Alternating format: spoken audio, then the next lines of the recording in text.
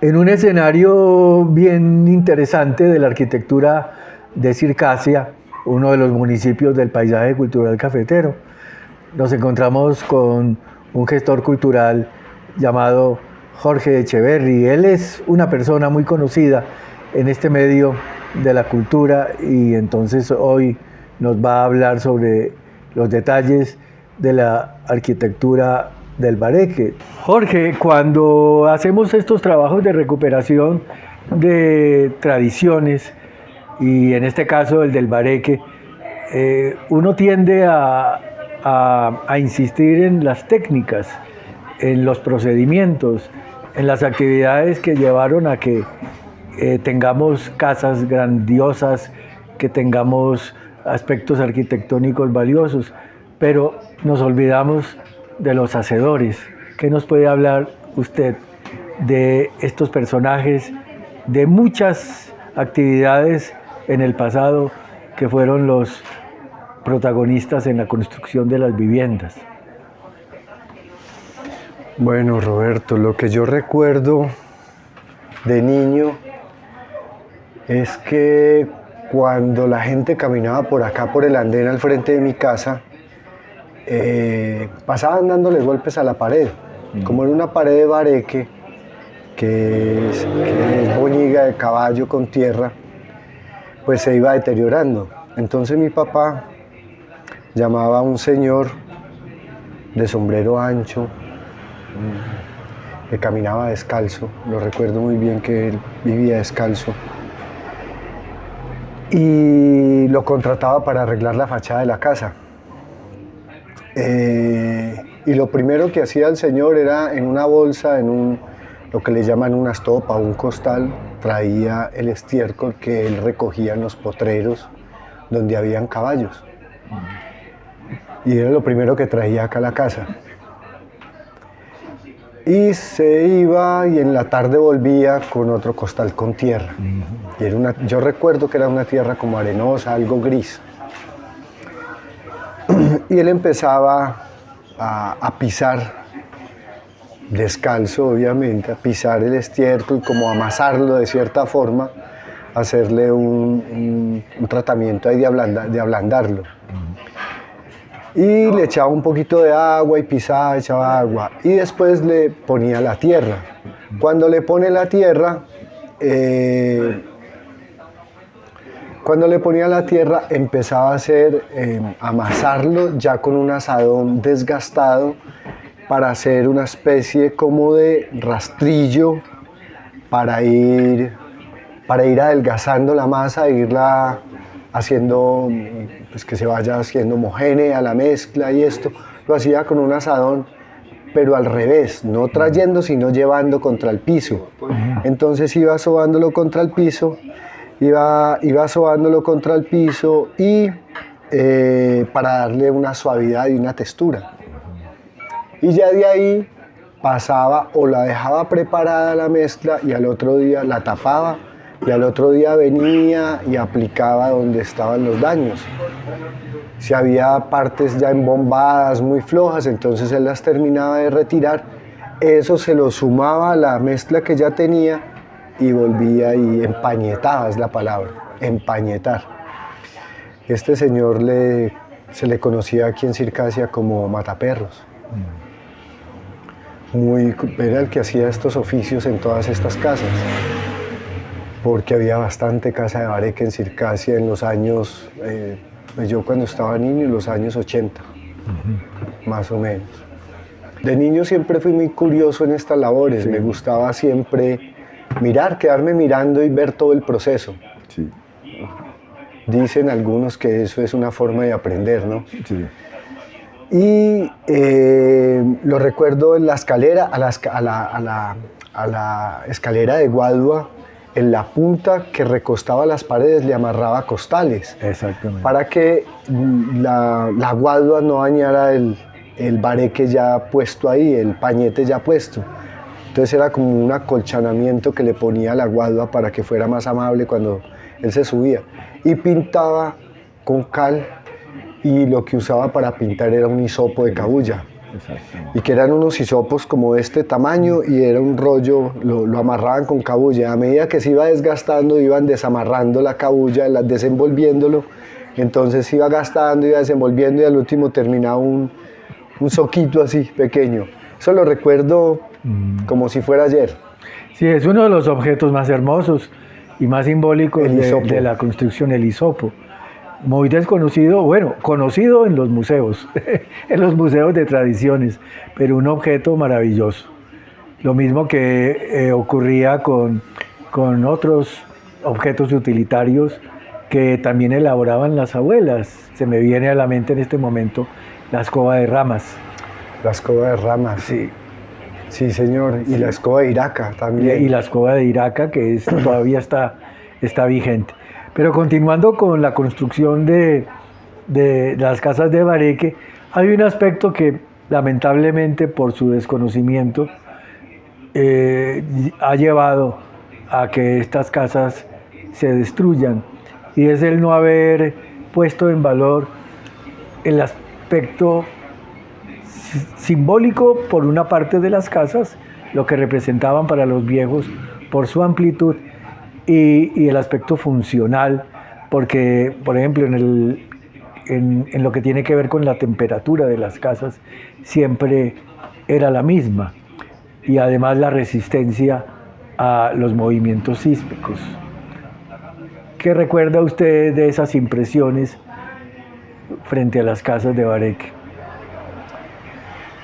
Pues recuerdo, ese es un recuerdo pues muy difuso, digámoslo así, fue el terremoto del 79. Ajá. Esta casa no tuvo mayor afectación, no. Creo que se torció una pared que dividía un salón amplio, había una pared que yo siempre le llamé como una pared falsa. Sí.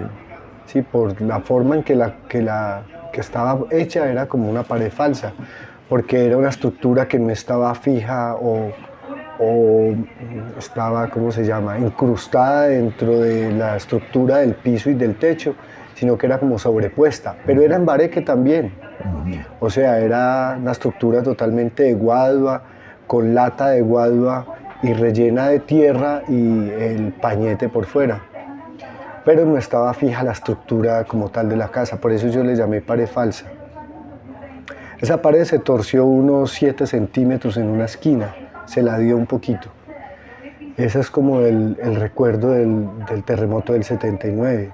20 años después nos llega el terremoto del 99 y esa pared ya se torció muchísimo más, ya tuvo una afectación más fuerte.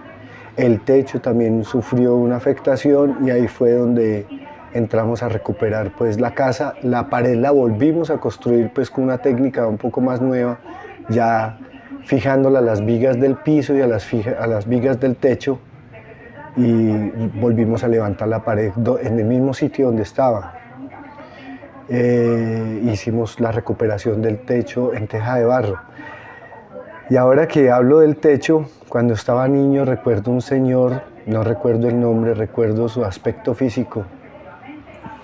Y era un señor que mi papá contrataba para tapar las goteras.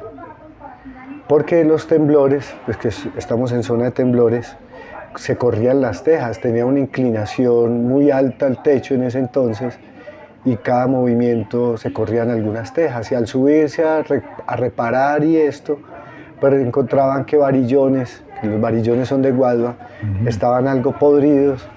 Entonces el señor se iba a los guaduales y traía 2, 3 varillones al hombro. No lo traía en bestia ni nada, era al hombro. Iba acumulando el material acá en la casa al transcurso de una semana y ya tenía una buena cantidad ya de varillones recogidos, y ahí sí se disponía a subirse al techo, a levantar la teja de barro y reemplazar los varillones que se encontraran malos, y volvían y acomodaban la teja. Eso también era una labor de una persona que se dedicaba exclusivamente a eso. Ese era su trabajo, era recoger guadua en los guaduales. Yo creo que se las regalaban, él se las vendía a mi papá para hacer el trabajo, y él hacía el trabajo de la reparación del techo. Yo también fui muy curioso en esto del manejo de la madera y la guadua, y aprendí a hacer los techos también, a recuperar techos. Ya con el terremoto del 99 nosotros, o sea, mi hermano y mis sobrinos y obvio mi persona, reconstruimos el techo de toda la casa. Y por eso es que yo creo que la queremos tanto, porque es que sí, nos ha costado machacones, nos ha costado lágrimas, nos ha costado bastante trabajo mantenerla tal cual nos la dejó nuestros padres. Claro, sí, morar en una casa de bareque ayuda a que prevalezca siempre ese aspecto simbólico que va con los recuerdos y por el mantenimiento de la memoria. Y no solo de lo físico, y no solo lo visible, sino también de lo invisible. Y cuando hablo de lo invisible, hay un espacio que para mí es el más importante de las casas de bareque, porque representaba mucho para los viejos, que era el zarzo. El zarzo. ¿Qué impresión tiene usted sobre el zarzo? No, el zarzo era un mundo fabuloso. Sí, fabuloso. En esta casa la entrada al zarzo estaba en la cocina, que era un hueco, como de 70 por 70 más o menos, 80 por 80 en un rincón de la cocina. Y uno tenía fácil acceso subiéndose por la puerta. Uno se subía por la puerta, uno de niño le quedaba muy fácil subirse al zarzo por allí. Cuentan mis hermanos mayores que mi papá traía los regalos de Navidad y los escondían en el zarzo. Ese era el lugar. Esa era una de las cosas que tenía. Bueno, y se guardaban también trebejos y chécheres viejos allí. Sí. Pero de los oficios fundamentales que tenía el zarzo era guardar los regalos de Navidad. Sí.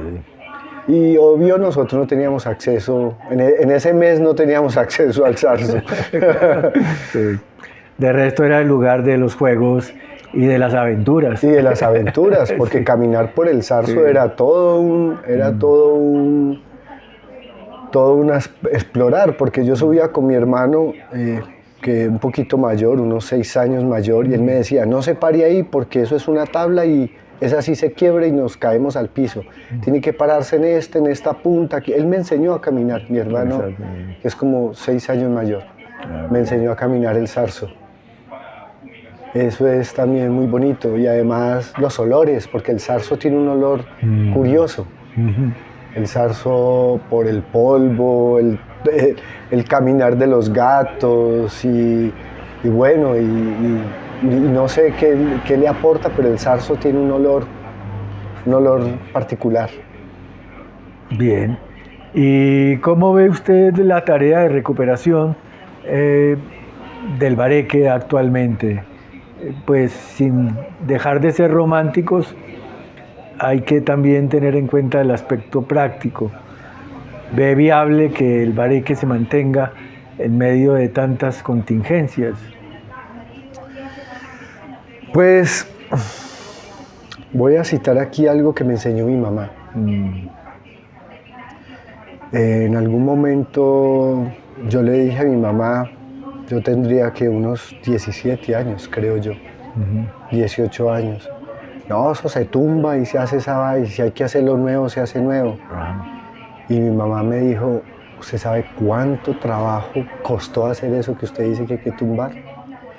¿Cuántos obreros pusieron allí sus manos para ese ladrillo, para ese cemento, para traer la arena del río, hacer la mezcla, para hacer eso que usted dice que hay que tumbar, porque a usted no le parece? Eso para mí fue un momento, pues me lo dijo en un momento donde yo de pronto estaba reflexivo, porque uno a esa edad no es reflexivo, pero creo que en ese momento sí lo estuve, y empecé a entender todo lo que conlleva hacer algo, y que generalmente no está en la lectura cultural.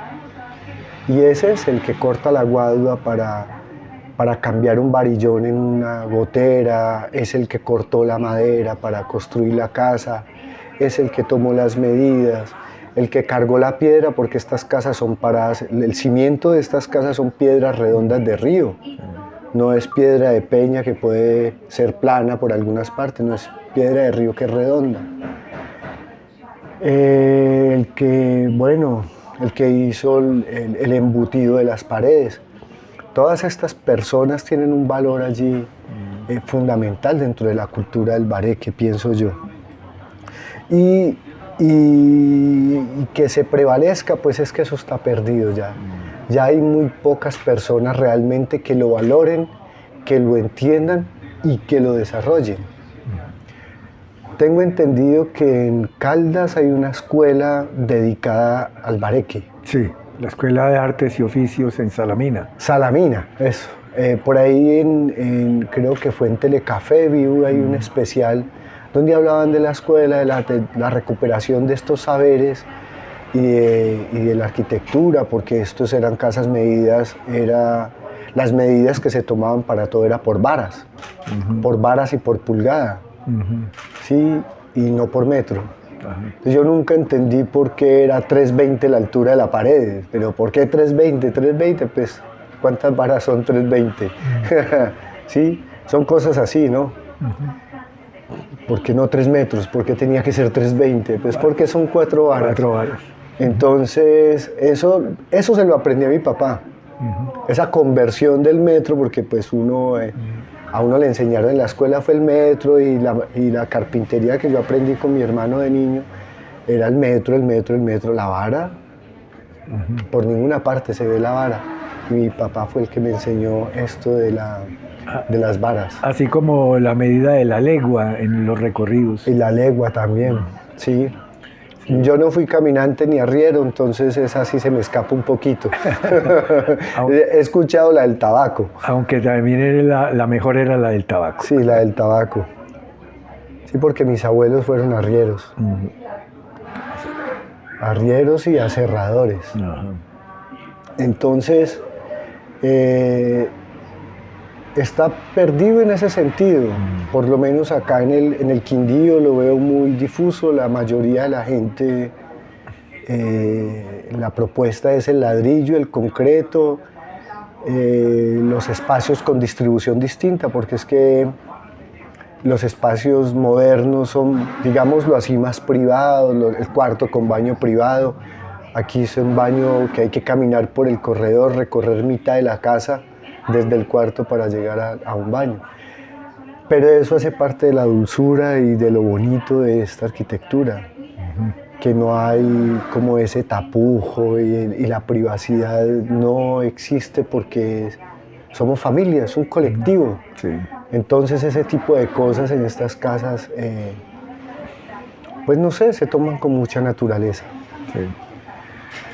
Bueno, vamos a ver, hay que continuar en esta labor de recuperación y sobre todo de percepción sobre la importancia de estas casas, porque todos tenemos historias en ese sentido, así como usted cuenta la historia que nos acaba de relatar. Por ejemplo, yo tengo una que se refiere a la pregunta que uno le hacía a los viejos: ¿por qué estas puertas son tan altas?